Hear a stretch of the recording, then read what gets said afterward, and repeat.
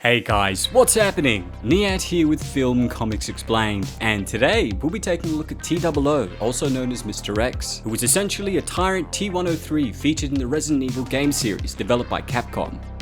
For those of you who don't know, Tyrant was a codename given to a series of boss characters featured in the game that were in essence enormous biologically engineered super soldiers created and used by the sinister Umbrella Corporation to achieve their nefarious objectives. The T-00 was one of these biologically engineered super soldiers that had been sent into Raccoon City during the 1998 Raccoon City destruction incident, and he serves as a secondary antagonist of Resident Evil 2 and its remake, as well as a major antagonist in the Dark Side Chronicles. Mr. X was one of 6 within the T-103 series that were airlifted into the city and given instructions to recover a G-virus sample from the pendant of Sherry Birkin. He was also tasked with killing any surviving officers of the Raccoon City Police Department, and it's here where it began to hunt Leon Kennedy and Claire Redfield, who were trying to escort Sherry to safety. Claire! Sherry? I'll be right there!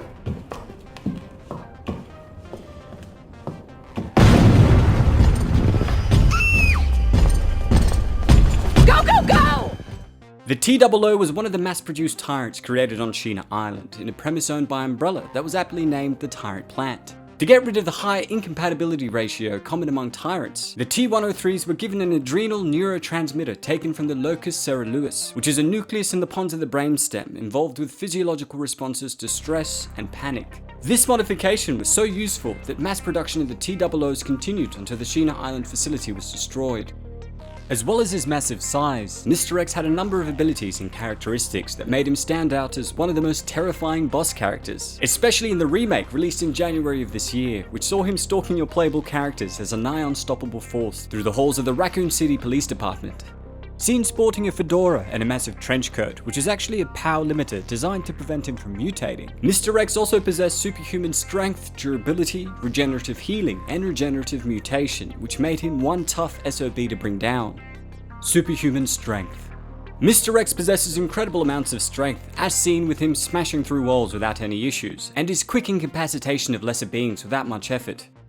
When playing as Claire Redfield in the remake, our first introduction to him is seeing him lift a helicopter out of the way with one hand, indicating that it was no use to face him head on, especially with the limited weaponry available to us at that time.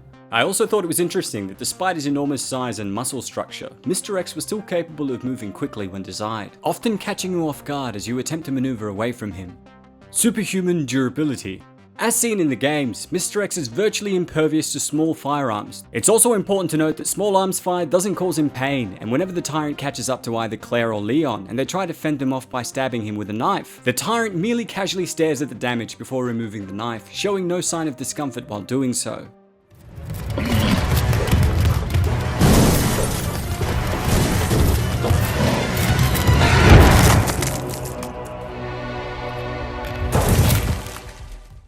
While his durability was off the charts, Mr. X was able to be destroyed by explosions, which was the only way to bring him down permanently. Regenerative healing. While Mr. X is capable of healing his body from injuries, the tyrant possesses an inferior regenerative healing factor compared to mutants that were created as a result of coming into contact with a G-virus. In the games, Mr. X can easily heal from damage done by small knives or bullets to the body and head. However, when chasing down Claire and Sherry, the tyrant is attacked by Birkin, who had infected himself with the G-virus, giving him the power to rip out Mr. X's entire torso, which temporarily incapacitated the tyrant. Regenerative mutation. As if Mr. X wasn't already hard to deal with, the damaging of his power-limiting coat would cause him to mutate into a less humanoid form with large claws and a slightly protruding heart. In this form, Mr. X can slash at his enemies using his claws, and he can also move faster, though he is susceptible to explosives.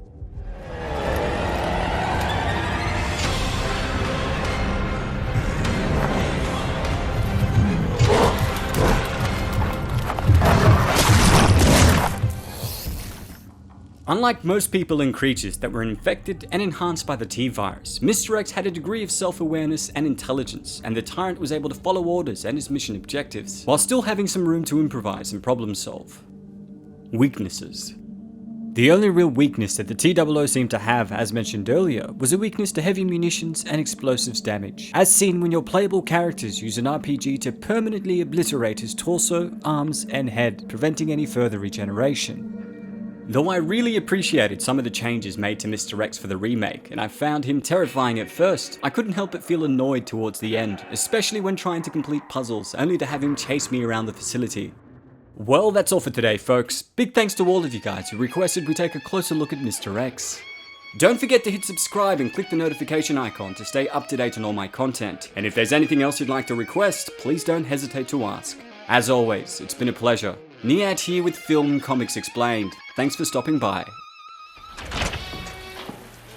It's what you hear and listen. It's what you hear and listen.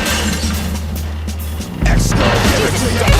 Wait for you to get it on your own. X gon' deliver to you. Knock, knock, open up the door.